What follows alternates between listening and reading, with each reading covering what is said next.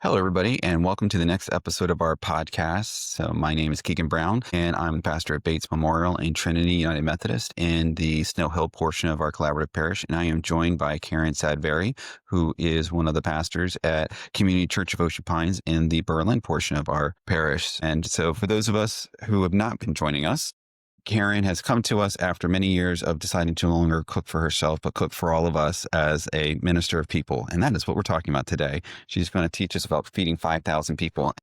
Karen, have you ever fed 5,000 people? Not even close. Not even close? Okay.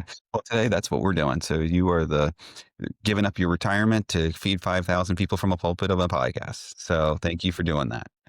So I think we're going to go ahead and jump in is what we decided. And you're going to go ahead and read from the John 6, 1 through 15. For those of you who are following from home, I know we put it up on the screen, but if you prefer to have your Bible, Karen reads from the Common English version and I read from the New Revised Standard Version. So if it seems a little off, that's okay from what you're reading. You should always just read whatever Bible speaks to you. So Karen, go ahead and take us away. After this, Jesus went across the Galilee Sea, that is the Tiberias Sea. A large crowd followed him because they had seen the miraculous signs he had done among the sick. Jesus went up a mountain and sat there with his disciples. It was nearly time for Passover, the Jewish festival. Jesus looked up and saw the large crowd coming toward him. He asked Philip, "Where will we buy food to feed these people?" Jesus said this to test him, for he already knew what he was going to do. Philip replied, "More than a half-year's salary worth of food wouldn't be enough for each person to have even a little bit." One of his disciples, Andrew, Simon Peter's brother, said, "A youth here has 5 barley loaves and 2 fish, but what good is that for a crowd like this?" Jesus said, "Have the people sit down." There was plenty of grass there. They sat down, about 5,000 of them. Then Jesus took the bread.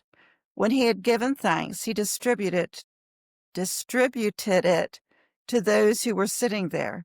He did the same with the fish, each getting as much as they wanted. When they had plenty to eat, he said to his disciples, "Gather up the leftover pieces so that nothing will be wasted." So they gathered them and filled 12 baskets with the pieces of the 5 barley loaves that had been left over by those who had eaten. When the people saw that he had done a miraculous sign, they said, "This is truly the prophet who is coming into the world." Jesus understood that they were about to come and force him to be their king. So he took refuge again, alone on a mountain. There's so much there. And I know I say that every week, but there always is. And it's funny how you read these and they're the stories that we all learned in Sunday school as a kid. But when you really dig into each one of them, there's so many pieces to these things. And each time you read them, it's a little different because like when you just read that, you ended on that last verse and he realized they're about to come and take him by force to make him king, and he withdrew again to the mountain. They were looking for the next king to sit on David's throne. There was no way Herod was going to give up that throne. Our little friend in the disciples, the zealot, was probably all about this. He's like, "Let's go," right? And he's like, "No, this is not how that's going down." So let me ask you a question, Karen. When you reading through this, what does this story say to you about God's ability to take small offerings and provide big? I know I was teasing you about the feeding 5,000, but that's what he did here. Right. It's about God's abundance. And like you said, God can take just a little bit and turn it into something big. And nowhere in this, we can't make a picture of it in our minds because we don't know if when Jesus broke the bread, did it turn into piles and piles of food? As he broke the bread, did it just never run out? We can't really picture how this miracle happened. And maybe that is one of the points to draw from this, is that God can make the little big. And even when we're in the midst of it, we may not be able to see exactly how God is doing that. Yeah. It relates back to Elijah, which, he feeds 100 people in Second Kings. So in Second Kings 4:40, 2 to 44, it says, a man came from Baal Shishah, bringing food from the first fruits of the man of God, 20 loaves of barley and fresh ears of grain in a sack. Elijah said, give it to the people, let them eat. But the servant said, how can I set this before 100 people? So he repeated, give it to the people and let them eat. For thus says the Lord, they shall eat and have some left.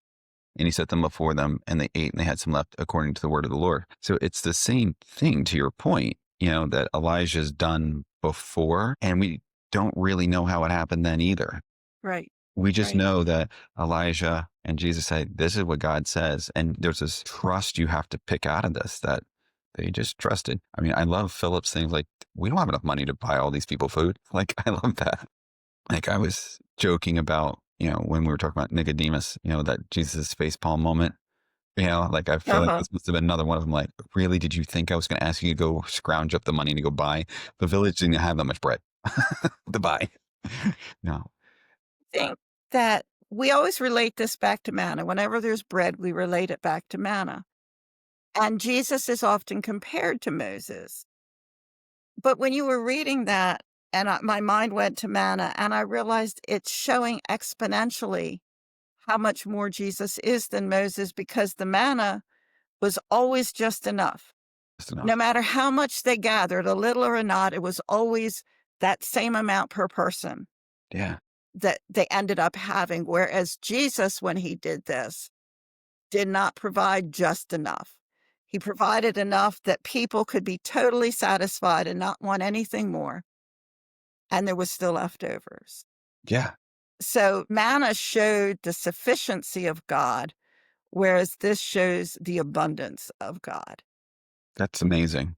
That's amazing. I think it also ties into, if we build off of that. So where you're talking about the abundance of God, this is also the first time we hear the word, the Eucharist, being used. And you got Jesus breaking the bread and to give thanks. And I think it's also the abundance of what that offering he's made for us means, is that there's no end to that. Just like there was no end to the bread, right? There was Right. no end to the offering that this symbolized. And that the symbolism here of the feeding of the 5,000 wasn't just about meeting their physical needs. Like, this is how I'm going to meet your spiritual needs. It's going to be an abundance that you're not going to be able to collect, and you're not going to be able to wrap your brain around. Right. And it's for everyone, because it goes to the 12 baskets, one for each tribe of Israel. I mean, they just started with 5 barley loaves, right? So how do we get from 5 barley loaves to 12 leftover baskets, Right. one for each? And Right. and it talks about that they filled 12 baskets. It Right. wasn't just there were 12 baskets that had something in them. Like, they're Right. filled. And so it's, when he provides, it's going to be for everyone, and it's going to be as much as you can handle. And I think so many times we forget that. We totally forget that. Do you think that this ties to when you picture all these people in the field? And you and I've talked about how we picture it differently, Right. right? Right. And so, since the last time you and I talked about this, and you painted this picture of how you saw people like sitting families communally, and you're probably right that it was that way. And it drew my mind to Psalm 23, where it says that he makes me lie down in green pastures. And it says that they were all out in a field. Do you think there's a tie there? Well, there's at least a tie to the idea of a shepherd. But it Yeah. also says in Psalm 23 that he prepares a table in the midst of my Before me in enemies. the presence of my enemies. Yeah. Right. So, and I just kind of got drawn to that after talking to you about this. I wonder if, like, it really even pulls that in, where you've got this vision of where they're walking through the valley of shadow of death. They need to eat. Now, they probably Right. were not going to die for not eating, right? But, right. Right. But he makes them lie down. Like, he tells them all, sit, and then he prepares the banquet in front of them. And it wasn't a great banquet. We know it was barley loaves, so it was the cheap bread, it wasn't the good wheat bread. And we can assume that the fish was smelted or smoked, or, I'm sure Yeah. if this was a little boy's food, he wasn't running around with smoked salmon and a charcuterie board. Right. Like, this is pretty basic stuff, but yet But it becomes a banquet. when you're eating living hand to mouth, as these people did, this must have felt like a great banquet. Yeah. Yeah. And they didn't have to go out and work for it. It was a gift for them. I love that imagery, because it definitely was. It would have been a great banquet for them, because you're right. They were used to, like, trying to figure out each meal. You went to market every day because things didn't keep. And here they're just getting till they're full, which some of them may have not have ever experienced before in their life. Right. Wow. Right. Wow. Yeah. Because when you think about the words that they're using, they're talking, there was nothing lacking. Like they just, I mean, and you go from 5 loads to people were done. Like nobody's Right, eating anything more because they got right, 12 full baskets. And that is just not, I think, many of us think of it. And then when you think about the fact that it's 5,000 men, right? Well, there were women and children there, right. right? So I'm picturing a small stadium, right? Like, and this time of year where it's football season and you're starting to see the stadiums all filled up, right? Like, I mean, I know our football stadiums now are 100,000 plus, but when you think about like, we're talking a good chunk of people from five loaves, two fishes. I don't know. I guess I personally struggle to wrap my brain around that. Yeah, and especially John tells this story, and it's the only miracle in all 4 Gospels, but he tells it different than Luke, for example, because in the Synoptic Gospels, it makes a point that the disciples were the ones who actually gave out the food. Whereas here it says, when he had given thanks, he distributed it to those who were sitting there. Well, I'm sure the disciples helped, but John words it as if Jesus is the one passing the bread around. John wants to make a big point, just making us see Jesus in every aspect of this. Well, and to your point, when you think about feeding 5,000 people, 10 or 15, if that's what, common people think, because it would have been 5,000 men plus, there was laity involved in this. That is a lot of food to pass out and all at once. And I think it also demonstrates Christ's love for the laity serving Right, because they had to help pass that around. And I think sometimes laity feel that they're not good enough, but Jesus himself used them in his right, own ministry. And right. so you should never feel minimized if Jesus himself used laity in his own ministry. That means he wants everyone to serve in the way that they can. So let's talk a little bit about our dear friend Philip. Okay. So Philip's in the beginning, right? Now we're back to Philip again. And this time it's Philip that's doubting. And so we've now had we've had Bartholomew doubting. We've had now Philip doubting. We know Thomas is going to doubt. What do you think Jesus is thinking about these 12 that he's chosen who are constantly doubting him? I think he expected it because what he was showing them is something beyond anyone's experience. I think these incidents are vital in telling the story because it lets us know, because there are times when we get a nudge from the Holy Spirit that we should do something, and our first instinct is, "Oh, no, no, no, I can't do that. How on earth am I supposed to do that?" And so I think these stories are just absolutely essential to the story because it would have been overwhelming. Well, these men grew up learning about the Messiah that was to come. Mhm. Never imagined, probably just like Mary and Joseph, that they would be part of the story. Right, right, We knew that it was going to come. They believed that. We know that. It's spelled out wildly clearly for us across all the Gospels. These men knew what they were being called to when the calling happened. But when they were 8, 10, 12 years old, learning in the synagogues, they weren't thinking it was going to be them, no, especially since most of them are Galilean and it's not supposed to be happening up there. right, It's right. not even in their area of the world. And I think that even says something to us of God's going to move where he's going to move. And we got to Yeah, be ready to go. yeah, yeah. And I don't think if they were with what their understanding of the Messiah was, I don't think they would have thought that he would need help because pretty much he was gonna come in with his armies and save Israel and give them back their country. And so the idea that Jesus would need their help or our help with bringing the kingdom to fruition, that's still a pretty amazing idea. It is because he didn't need it, but he wanted it. Right. Yeah. Yeah. You're And we spot on. already know it's not a military thing, so with that different mindset, it must have been just incomprehensible. Our poor zealot. My heart breaks for him. And our poor zealot gets forgotten most of the time. I He know he's not does. the first one I think of in these stories. No, but you keep hearing the peace and the calm, right? And you just keep thinking about, man, he had to been like, when are we going to roll? And the zealot must have had some effect on the others because when they're standing at the mountain waiting for Jesus to ascend, what do they say? They said, "Is this when you're going to bring the Yeah. nation back to Israel?" Is it So now? they picked up the message for sure. Yeah, they sure did. They sure did. All right. Let's go ahead and move on to walking on the water. So that is 6:16 through 21. When evening came, the disciples went down to the sea, got into a boat, and started across the sea to Capernaum. And now it was dark, and Jesus had not yet come to them. The sea was rough because a strong wind was blowing. When they had rowed about 3 or 4 miles, they saw Jesus walking on the sea and coming near the boat, and they were terrified. But he said to them, "It is I, do not be afraid." And then they wanted to take him into the boat, and immediately the boat reached land towards which they were going. So, what do you think is the reason why they were afraid when they just saw him feed 5,000 people? He just did the impossible.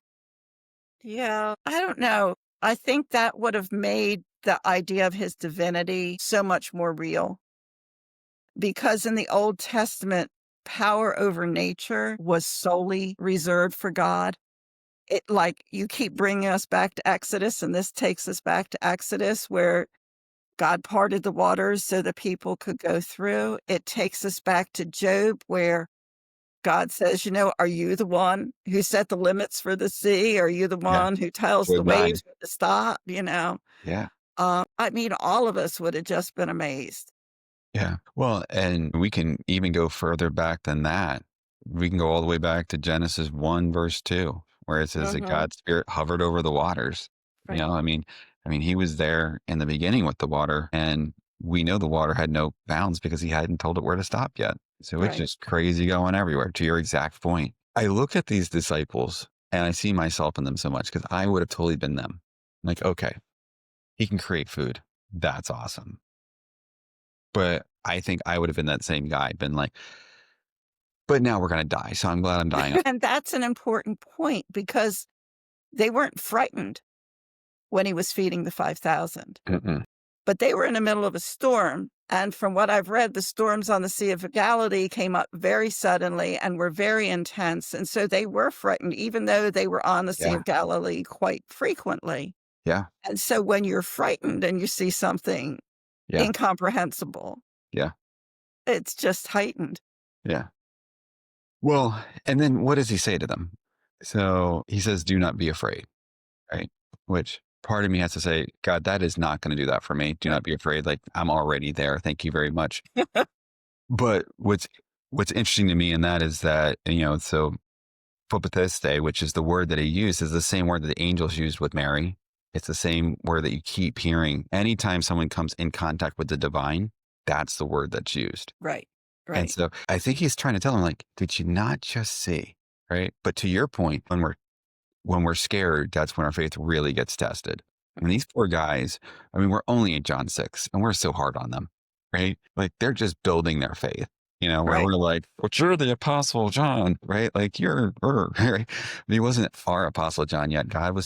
He's still got the sanctifying grace of God turning him into who he's going to be, you know? Right. Right. Yeah, I don't know about that one. So I know I'd have been not the good one. And if you think about their boats back then too, this is not Right. an oil tanker, right? So you've got this little boat, and from what my research tells me, we're talking about 27 feet long. Okay. Uh-huh. And we got 12 disciples in it, right? Yeah. So that's a guy per 2 feet. That's not that big. So could it hold a dozen men? Yes. Should it hold 12 men in a storm? No. Right? Where we live, there's lots of boats. So we know what a 27-foot boat looks like. 12 people's crowded. Like Right. that's super crowded. So when you picture a storm, like we would get right here in the bay, right? And you put a 27-foot boat with 12 people in it, we'd be like, send the Coast Guard. Those guys are going to die. Like Right. that is not good. And this is a sailboat, it's not a motorboat. Mm-mm. No, they So got that no. is another whole element there. That's a great point because there's no stable wind to push them where they need to go. Right. They are totally at the mercy of the water and the waves. And I've been out in those kinds of storms on a powerboat, and it's scary. It is super scary. I remember my wife Kelly. I mean, and she just like sobbing prayers. Like, I mean, it was super, super scary. And we had two 250 horsepower motors on the boat. They didn't have, Uh-huh. and if you're picturing they're jostling, they're going back and forth, like you can't even row in that Right. because what's your oar catching? It's going to catch air 90% of the time. And so their fear made sense when you think of the picture of what they're living through. It's not Right. good. It's not Right. good. For anyone else, it would be immediate death. Right. But And yet, you said earlier the things that we pick up on that we don't pay attention to most of the time. And as you read it, I was really impressed with this.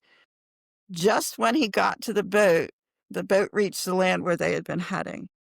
We have no any indication that they're near the shore because I don't think they would have been that frightened if they were near the shore. But he gets to the boat, yeah, and all of a sudden they're in the shore. yeah, yeah. And you're right. And so it's almost like he accelerated them to their destination, and in a way that truly was supernatural. Because I mean, if I'm that close to the shore, I'm sorry, I'm abandoning ship. I'm swimming, and Right. these guys could swim because they lived on the water, Right. right? I'm Right. like, I'm out, y'all. So And they weren't off course. They were where they had been heading, right, yeah, that's true. which that's an important message for us because sometimes we go through storms and we don't think God can get us to where we were headed before. We think we're going to be just lost. Yeah, because it says that they rode out 3 or 4 miles. Mhm. That's not a short distance. Uh-uh. So they're out 3 or 4 miles, and then to your point, and immediately the boat reached the land towards which they were going. Mhm. So he was their twin 250 Right. Yamahas on the back of the boat that got Right. onto the other side. So I could have used those that day. I'm just saying. I could have used the, Uh-huh. the divine Jesus ones because it was a scary moment with lines breaking Sure. and you know I think the other thing that's important about this that's super easy to look over, these happen the same day because it says when evening came, the disciples went. So this is Mhm. all the same day, right? Mhm. And this is at Passover. So you've got Passover happening at the same time. So this is a deeply spiritual part of their year Right. where they're remembering the deliverance of God. So you got the provision of them, to your point, of manna. They'd just been released from Egypt right after Passover and they're getting manna. And then you got the deliverance of the Passover, right? For when you use the hyssop. And so I think that really also, I think it ties back to the timing, kind of like we talked about the wedding at Cana, like the timing was important. Right. Yeah. Yeah. The timing of this is not, we know nothing was happenstance, but we know for that we can pretty much assume that there was a reason this happened at Passover because the alliteration back makes sense because you've got these saving acts that were going on that are so critical to the story of the Jews that what else are you going to do? Like Jesus was painting them a picture or a dot to dot or something, it's like, Yeah. I'm going to make this really easy for you all. I really wish he would do that for me. Yes. Like, and just give me I'm going to give you the paint by numbers, Keegan, and you're going to put blue in number 2 and you put green in number 3. That would make my life so much easier. Wouldn't it So though? much easier. I agree with you. He like does these pieces to just kind of lay it out for them in ways that their brains can wrap around. And I think some of the things that he's doing is intentional, that I'm walking on water because I have control over elements, but more importantly, I'm present in your storms. Like Mhm. he's doing these things to paint these indelible pictures in people's minds because he's designed us that way. He knows how he built us. Our minds think very graphically and we remember images, places, smells, the senses is what you really remember. And so throughout his ministry, he keeps doing that. Like you can taste the barley bread. Like we all know what smelted fish smells like and tastes like, right? Like they these images that are not just cerebral, they're like things you can really relate to. Right. And Right. it probably really resonated with the people who got to experience it. Think it's interesting too that these two stories are paired together. I think in all the gospels, I'm not sure, but at least in most of the telling. I mean, Luke makes a big point that when Jesus was up in the mountain, that he was praying. One of the Gospels tells us, what a long time it was they were battling this storm. Okay. But even though the details are different, he feeds the 5,000 and then they're out in the water in a storm. Yeah. And I'm not quite sure what that's supposed to tell us, except perhaps maybe, just don't get too fat and happy when the good times come. The trouble is, I haven't come to get rid of all trouble in your life. Right. And I don't know if we would want him to, Right. right? Would we want him to? Because if life was always good and if it was something that we were always experiencing positive, one, would we understand the grace, right? But in my devotions this morning, it was talking about how so many times we try to build paradise because there's this longing for perfect in us. And Mhm. that's part of the prevenient grace of God, that he's drawing us to that perfect that he always intended for us, that we broke when we allowed sin to enter the world.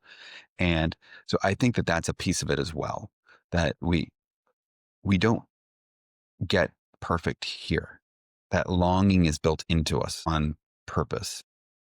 So, but And I I know do, in my life, I haven't had my strongest experiences of God in good times.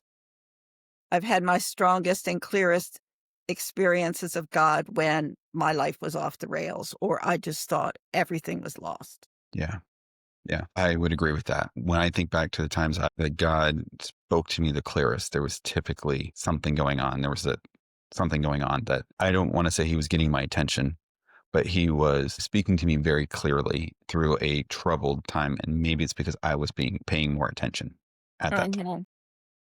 So, one closing question for you. Okay. So, here's your curveball for the week. Make that the game show or a podcast. So, the curveball question of the week is, there's one critical piece of the story, the walking on water, that is left out in the story of John, that is not left out when the story is told in Matthew, Mark, or Luke. And that is Peter, Right. right? Why do you think John cut Peter out of his version of the story? Because John is emphasizing Jesus, not the disciples.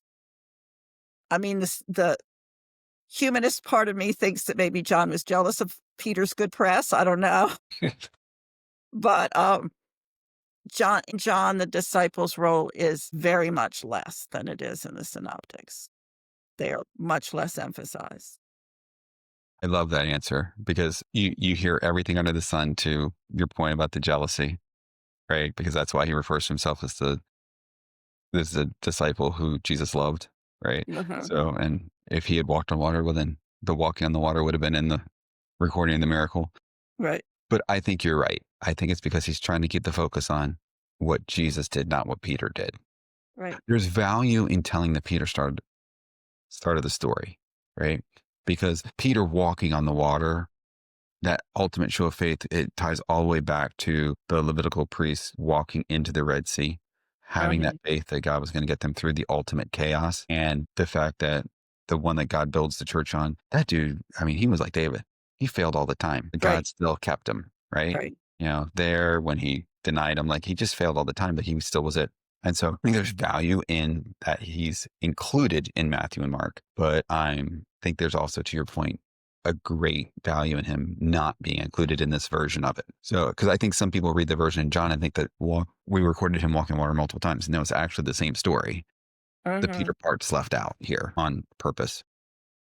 And we can also assume John was written so much later than the other Gospels Hmm. that he probably knew people knew the Peter story. Right. So he didn't have to tell that story. Yeah. And Yeah. it didn't fit as well into what he was trying to tell. Yeah. But by the time, and I don't know that everybody realizes that by the time John is written, some of the disciples are already martyred. Uh-huh. We know Stephen's already been martyred because he was the first one. Right. So, I mean, the church is alive at the point of John being written. Right, And Luke had to do his research to write his, right. so I think you're spot on with that there are pieces that he's like, they're already reading the other accounts. Mhm. So, all right. Well, Karen, thank you for another great week. Thank you. Next week, we'll pick up on John 7 and 8, I believe is next week. And so for everybody at home, thank you for joining us yet again. And we look forward to talking to you again soon. Thank you all. Bye-bye.